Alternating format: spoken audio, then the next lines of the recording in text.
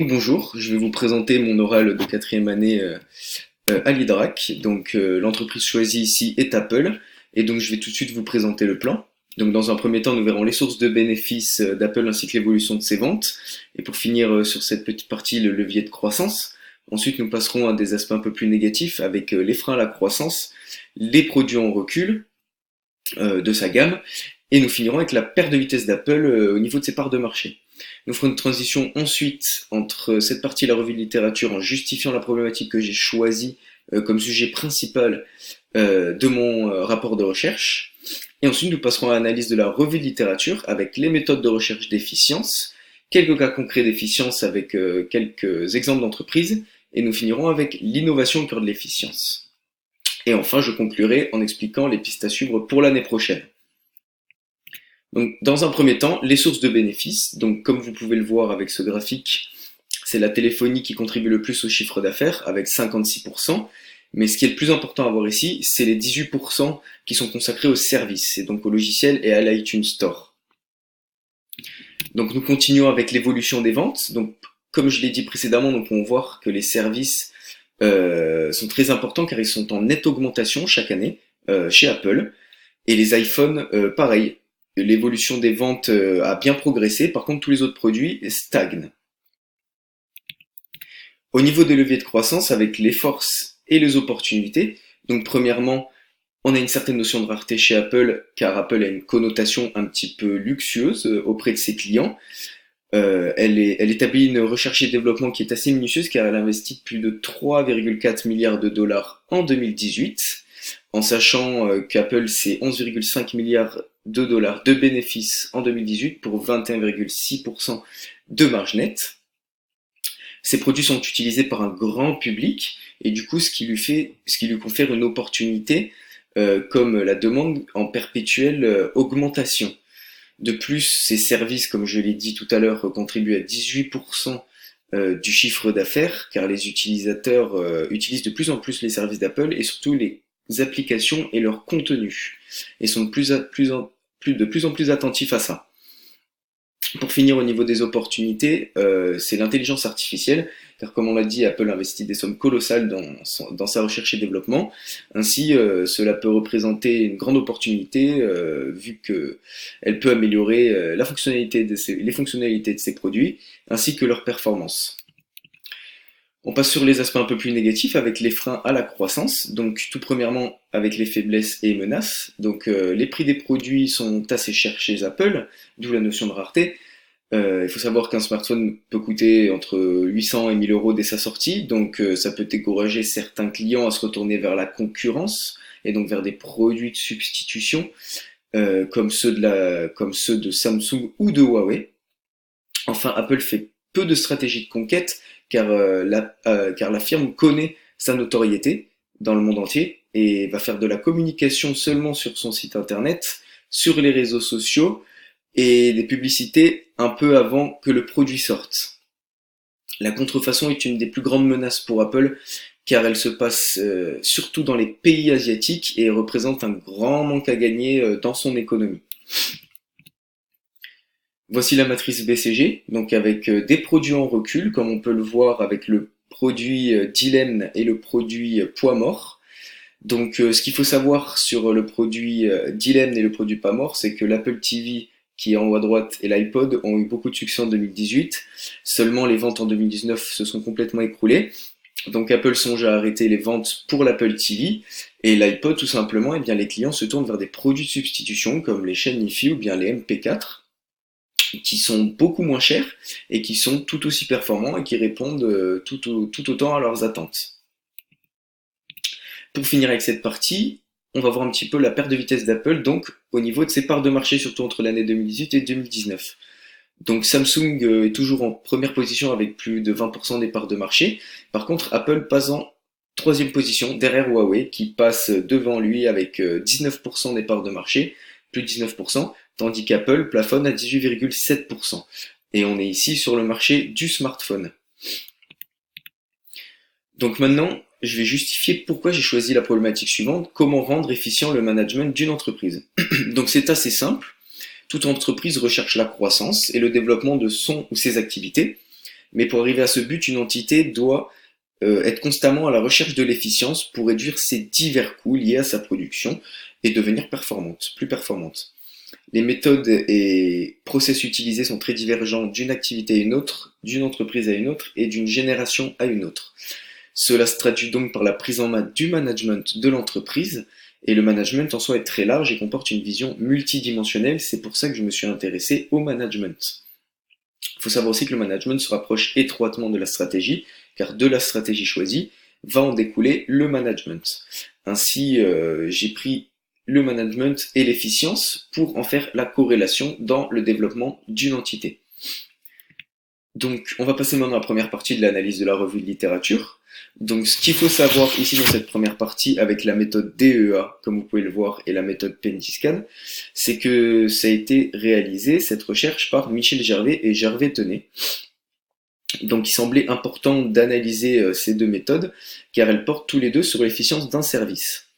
La méthode DEA, ou méthode d'enveloppement par les données, permet d'évaluer la productivité d'un service avec un certain niveau d'input donné qui donneront à la sortie tant d'outputs.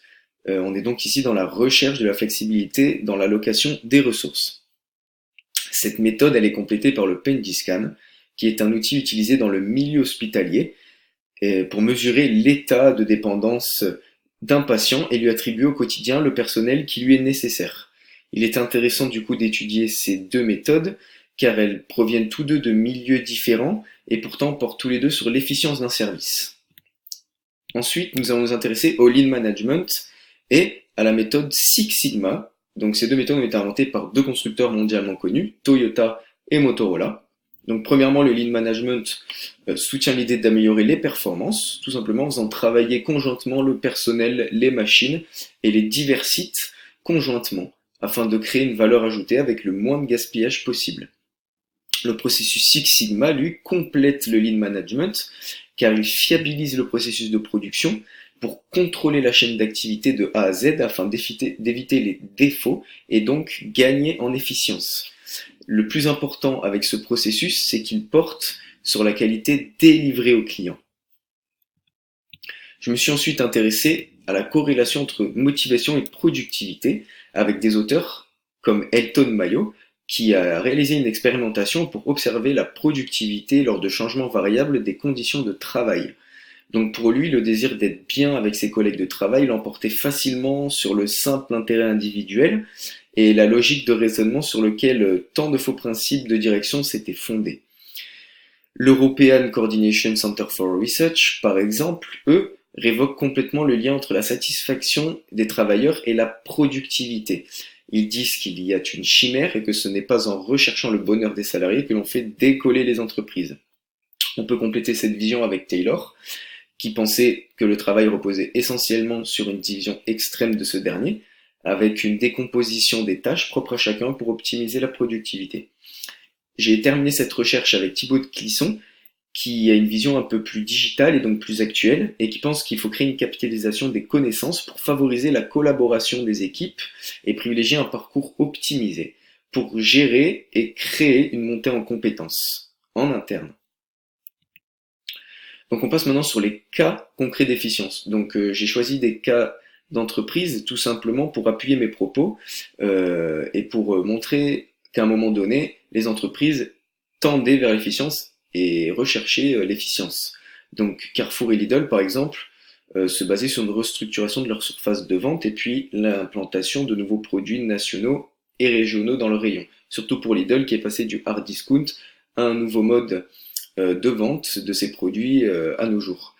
J'ai choisi Amazon tout simplement parce que c'est la quintessence du service. C'est une entreprise qui s'est développée à une vitesse ahurissante et qui tendait totalement vers l'efficience. Nike, tout simplement parce qu'ils ont opté de faire une marque de chaussures éco-responsable tout récemment. Donc ça a totalement à voir avec le lean management et la réduction du gaspillage. Et Netflix, tout simplement, car c'est un service qui offre une prestation très efficiente pour elle et pour ses clients, et qui propose donc des contenus illimités avec un abonnement tout à fait avantageux, et donc qui concurrence par exemple Amazon Prime.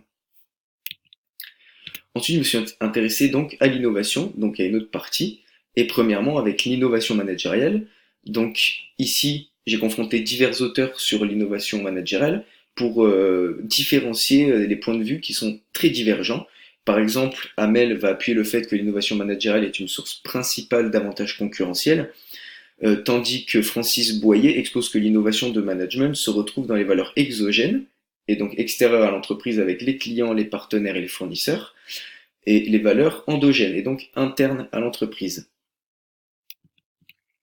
Ensuite, je me suis intéressé à l'innovation technologique. Donc l'innovation technologique, ici on va parler du développement des nouvelles technologies, de l'information et de la communication qui sont un enjeu pour toutes les entreprises de nos jours. Donc par exemple, Pascal Grémiot, qui était prix Nobel, a démontré que l'innovation technologique peut avoir des effets contre-productifs pour une entreprise.